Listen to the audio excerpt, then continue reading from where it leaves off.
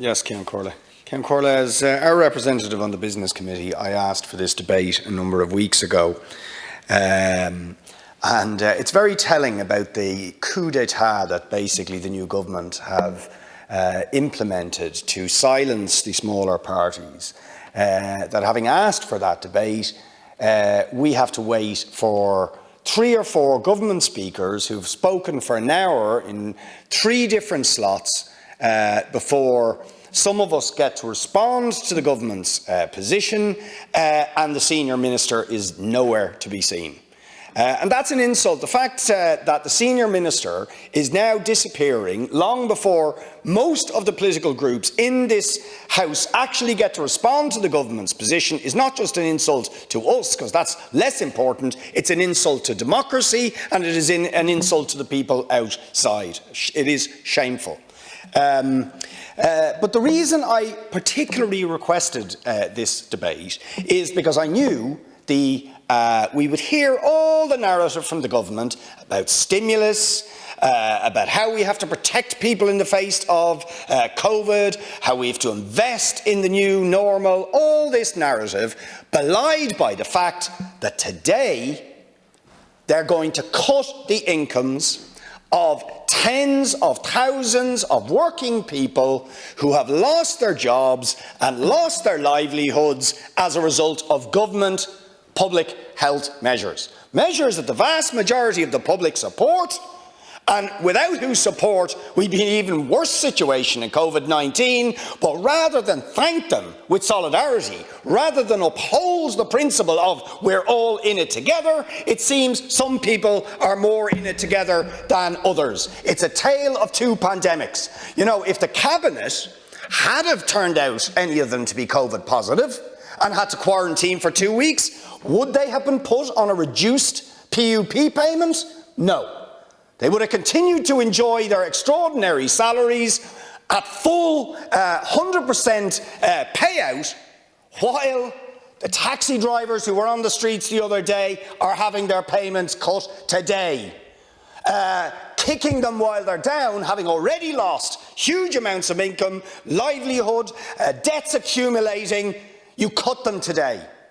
You stick the knife into the events, music workers, whose livelihoods and income and ability to earn any income has been slaughtered by the pandemic, where with rising infection rates they have no prospect, no roadmap back to the possible viability. They have their rents accumulating, they have their mortgages accumulating, the bills accumulating, knifed in the back. Knifed in the back. The tour operators have been talking about, the bar workers in the bar pubs, in the wet pubs, and cleaners and caterers in many of the office complexes that are not functioning, and you could go on through the list.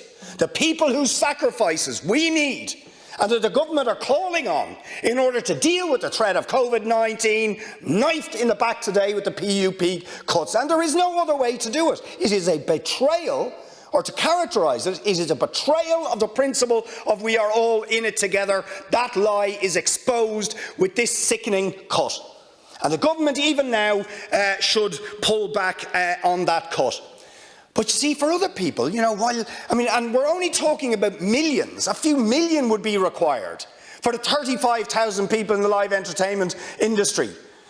Whose payments you're cutting, or the 25,000 taxi drivers who are out on the streets. It would be buttons. But other people, you just sign the cheques.